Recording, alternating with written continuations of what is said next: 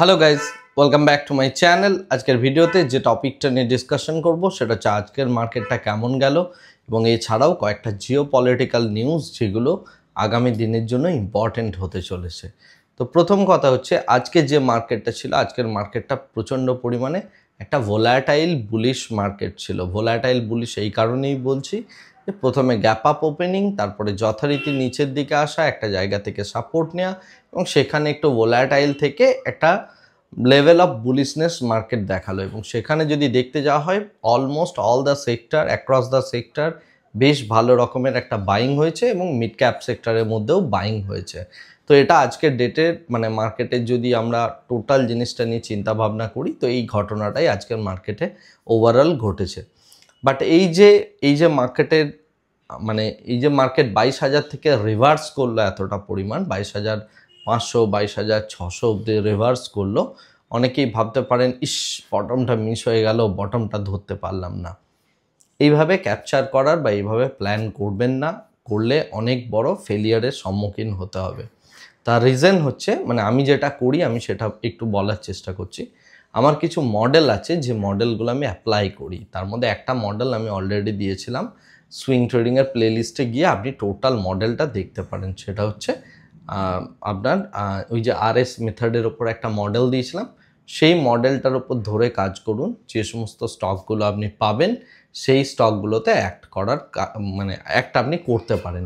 তো যদি আপনি এরকম মডেল বেসড কাজ করেন তাহলে ইন্ডিভিজুয়াল স্টকে আপনার যদি ট্রেড নিতেও ইচ্ছে করে এবং আপনি যদি স্টপ লস মেনটেন করেন তাহলে আপনি যথেষ্ট ভালো একটা জায়গায় থাকবেন, নাম্বার 1। এটা ছাড়াও আমার আরও অনেক কিছু মডেল আছে, নয়েসলেস সিস্টেম ইত্যাদি ইত্যাদি বিভিন্ন রকমের মডেল আছে যেগুলো আমি আমার স্টুডেন্টদের শেখাই। তো সেই সমস্ত মডেলগুলোও যদি আমাকে বলে কোথাও বাইং করতে কোথাও সেলিং করতে তো সেই অনুযায়ী করি। এরকম নয় যে মার্কেট কোথাও ডিপ করেছে সেখান থেকেই বাইং, মার্কেট কোথাও উপরে উঠেছে সেই জায়গা থেকেই সেলিং, বিষয়টা এরকম নয়। প্রত্যেকটা হচ্ছে ম্যাথামেটিক্যাল বা কিছু প্যারামিটার ড্রিভেন মডেল দিয়ে কাজকর্মগুলো হয়, নাম্বার 1। আপনি যদি এই টাইপের কাজকর্ম না করেন, আপনি যদি আপনার মতো করে কাজ করেন তো আপনি আপনার স্ট্র্যাটেজিতে আপনার মতো করে যেগুলো করতে ইচ্ছে করবে আপনি করতে পারেন। আমি যেহেতু কিছু স্ট্রাকচার ফরম্যাট প্লে করি, সেই ফরম্যাটের মধ্যে না পড়লে আমি কোনো স্টকে হাত দিই না। Last but not the least, Nifty 200 DM এর নিচে রয়েছে। এই জায়গাতে সুইং ট্রেডিং একদমই নয়। এই জায়গাতে যদি কাজ করতে হয় আপনি ইনভেস্টমেন্ট পারপাস কাজ করতে পারেন, বাট এই মুহূর্তে আমার মনে হয় না ইনভেস্টমেন্টের সময় বলে। তার রিজন হচ্ছে ইনভেস্টমেন্টের জন্য যে জিনিসটা দরকার সেটা হচ্ছে আপনার valuations game, right? So valuation game যদি ঠিক জায়গায় থাকে আপনি সেখানে প্লে করতে পারেন।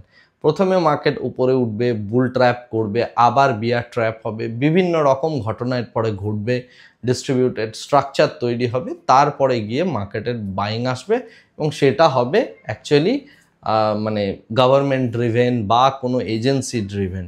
কারণ বড় কোনো ফান্ডামেন্টাল চেঞ্জেস যদি না আসে মার্কেট একদম সাঁই করে যে উপরের দিকে লাস্ট 3 বছর ছুটছিল এরকম ঘটনা ঘটবে বলে আমার মনে হয় না। তবে এই জায়গা থেকে দুটো লিকুইডিটি পুশ দেওয়ার চেষ্টা করছে। নাম্বার 1 লিকুইডিটি পুশ আসছে হচ্ছে RBI এর তরফ থেকে, সম্ভবত 24শে মার্চ RBI আবার 10 বিলিয়নের কাছাকাছি কারেন্সি সোয়াপের দিকে যাচ্ছে এবং তার সাথে সাথে আরও বিভিন্ন ওয়ে অবলম্বন করছে যাতে করে ব্যাংকসের মধ্যে লিকুইডিটিটা থাকে। তার রিজনটা একটা, সেটা হচ্ছে যে এরপরে ব্যাংকসের কাছ থেকে প্রচুর টাকা বেরিয়ে সোজা চলে যাবে গভর্নমেন্টের কাছে। তার কারণ হচ্ছে ইয়ার এন্ডিং আসছে, ইয়ার এন্ডিং এলে আমাদের ট্যাক্সেশন থেকে শুরু করে এই যে সমস্ত ব্যাপারগুলো আছে সেই সমস্ত জিনিসপত্রগুলোর জন্য বা বড় বড় যে সমস্ত কোম্পানিজরা আছে তারা যে ট্যাক্স ফাইলিং করবে এবং ব্যাংকের যে ইয়ার এন্ডিংয়ের যে ব্যাপারটা থাকে সেই সমস্ত কিছুর ফলে প্রত্যেক বছরই একটা স্লাইড পরিমাণ লিকুইডিটি ক্রাঞ্চ হয় এবং যেটা RBI এসে ফুলফিল করার চেষ্টা করে ওই 20 থেকে 25শে মার্চের মধ্যে।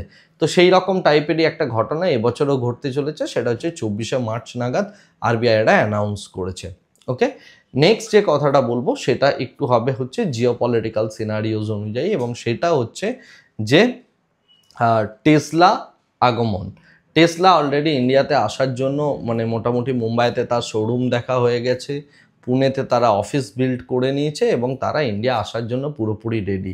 এই মুহূর্তে যে জিনিসটা হচ্ছে সেটা হচ্ছে ডোনাল্ড ট্রাম্প ইন্ডিয়ার সাথে যে নেগোসিয়েশনে যাচ্ছেন সেটা হচ্ছে অলমোস্ট অল দ্য প্রোডাক্ট, ইউএসের প্রোডাক্ট ইন্ডিয়া 0% ট্যারিফে যাতে সেল করে, বিশেষ করে কার এবং কারের ওপর প্রচুর পরিমাণে যাতে ট্যারিফ ইন্ডিয়া পুরোপুরি 0 ট্যারিফে কাজ করে বা 0 ট্যাক্সেশনের ওপর যদি কাজ করে তাহলেই ইউএস এগ্রি করবে। এবং সেই দিক থেকেই মানে আমেরিকান গভর্নমেন্ট বলুন বা আপনি ডোনাল্ড ট্রাম্প বলুন, তারা অ্যাকচুয়ালি ইন্ডিয়াকে ভীষণভাবে পুশ করছে এবং সেই জায়গায় নেগোসিয়েশনের স্তরে রয়েছে। বাট ওই দিক উল্টো দিক থেকে দেখতে গেলে কানাডা অলরেডি টেসলার ওপর 100%-এর কাছাকাছি ট্যারিফ বসিয়ে দিয়েছে। টেসলার যে গ্রোথ, সেই গ্রোথ অনেক কমে গিয়েছে, মানে আমি স্টক মার্কেট পার্সপেক্টিভ থেকে বলছি বা কার সেলের পার্সপেক্টিভ থেকে বলছি। জার্মানিতে টেসলার মানে সেল 70%-এর কাছাকাছি ড্রপ করেছে এবং তার যে শেয়ার প্রাইস সেটাও ইউএসএ মার্কেটে বেশ ভালো পরিমাণ ড্রপ করেছে, রাইট?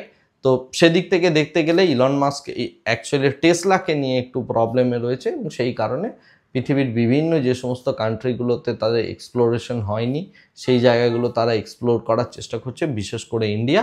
এবং 0% ট্যারিফে হলে অনেক কোম্পানির সাথে কম্পিটিশনে আসতে পারবে। সেক্ষেত্রে বড় বড় যে সমস্ত কার ম্যানুফ্যাকচারিং কোম্পানিগুলো রয়েছে সেগুলোর সাথেও কিন্তু ভালো রকম একটা প্রাইসের কম্প্যারিজনে আসতে পারবে। আদারওয়াইজ ইন্ডিয়ান গভর্নমেন্ট যদি প্রচুর পরিমাণে ট্যারিফ বসিয়ে দেয় বা ট্যাক্স বসিয়ে দেয় বিদেশি কারের ওপর, তো সেই জায়গা থেকে টেসলার অ্যাডভান্টেজটা অনেকটাই নষ্ট হয়ে যাবে। সেই জায়গাটার জন্য ইউএসএ গভর্নমেন্ট অ্যাকচুয়ালি ভীষণ রকমের নেগোসিয়েশন শুরু করেছে। নেক্সট যে কথাটা সেটা হচ্ছে এই যে ট্যারিফ ওয়ার চলছে, এই ট্যারিফ ওয়ারের ফলে আমেরিকান প্রেসিডেন্ট ডোনাল্ড ট্রাম্প তিনি প্রচুর পরিমাণে থ্রেট দিচ্ছেন চায়নাকে। প্রত্যুত্তরে চায়না যে কথাটা বলেছে, we are ready for any kind of war, অর্থাৎ যে কোনো রকম যুদ্ধের জন্য আমরা প্রস্তুত।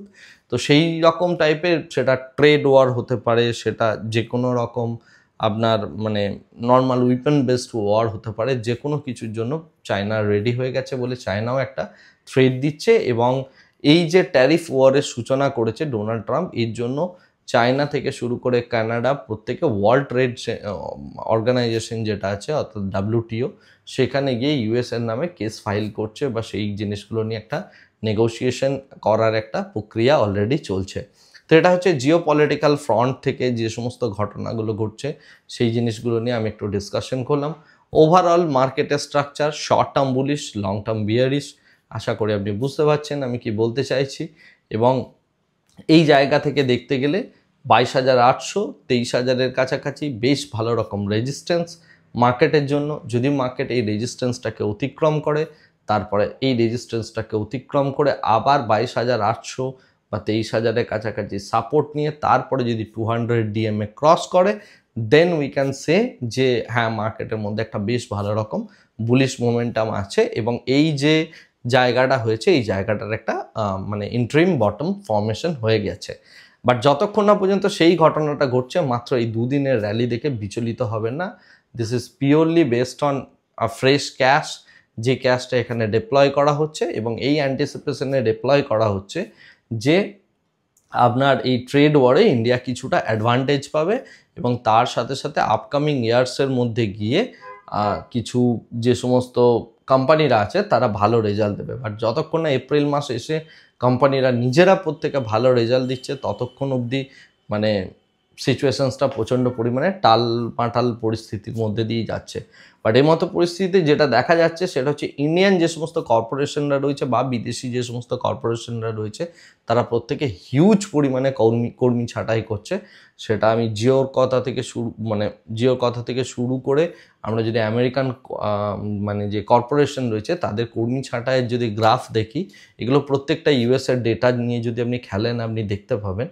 তো ইউএসের ডেটা নিয়ে যেটা দেখা যাচ্ছে যে তাদের যে বড় কর্পোরেশনগুলো রয়েছে তাদের কর্মী ছাঁটাই এই মুহূর্তে বেশ সর্বোচ্চ স্তরে যাওয়ার একটা মানে সর্বোচ্চ স্তরে যাচ্ছে, যেটা আমরা লাস্ট 3-4 বছর বা লাস্ট 5-6 বছরের যদি একটা টাইম হরাইজন নিই তাহলে এটা অনেকটা উপরের দিকে যাওয়ার একটা পরিকল্পনা রয়েছে। তো সেই সমস্ত কিছু দেখে মার্কেটের মধ্যে কিন্তু স্ট্রাকচারালি, আমি ইউএস মার্কেটের কথা বলছি বা গ্লোবাল মার্কেটের কথা বলছি, স্ট্রাকচারালি বেশ ভালো রকম ইকোনমিক্যালি বেশ ভালো রকম প্রেশারের দিকে থাকবে মার্কেট। আর ইন্ডিয়ান মার্কেটের কথা, ইন্ডিয়ান মার্কেট অলরেডি প্রেশারের মধ্যে রয়েছে। জাস্ট দুদিনের একটা আমরা রিলিফ র্যালি দেখলাম, সরি দুদিন না 3 দিনের একটা রিলিফ র্যালি দেখলাম, এবং 3 দিনে মোটামুটিভাবে বেশ ভালো রকমের একটা যারা বুলস ছিলেন সেই বুলসদেরকে মার্কেট কেটার করলো। এরপরে দেখা যাক নেক্সট স্ট্রাকচারটা কী বানায়। বাট আমার যেটা মনে হচ্ছে সেটা হচ্ছে এখানে একটা কনসলিডেশন টাইপের প্যাটার্ন বানানো উচিত, অ্যান্ড দেন কোনো একটা গুড নিউজ বা ব্যাড নিউজে মার্কেটের রিয়্যাক্ট করা উচিত। তো দেখা যাক যেরকম যেরকম ঘটনাগুলো যেতে থাকবে সেরকম আমি আপনাদের আপডেটস দিতে থাকবো। বাট এই মুহূর্তের জন্য মার্কেট যে জায়গাটায় ক্লোজ হয়েছে এটা খুব ক্রুশিয়াল একটা লেভেল, 22,800 থেকে বা 23,000 অবধি এই জায়গাটার মধ্যে একটা স্ট্রং রেজিস্ট্যান্স আছে। আর নিচের দিকে দেখতে গেলে আমাদের 22,000-এর কাছাকাছি একটা স্ট্রং সাপোর্ট রয়েছে। তো মার্কেট আপাতত এই জোনটার মধ্যে, এই মাসটার মধ্যেই ঘোরাফেরা করবে বলে আমার মনে হচ্ছে। লাস্ট 5টা মান্থে কন্টিনিউয়াসলি একটা ফলিং প্যাটার্ন, এবং লাস্ট 5 মাস টানা মার্কেট রেড হয়েছে। এই মাসটা গ্রিন হলে অনেকেই রিলিফ পাবেন বলে আমার মনে হয়। যাই হোক, আজকের ভিডিওটা আপাতত এই জায়গাতেই স্টপ করছি। Thank you very much, bye bye, tata.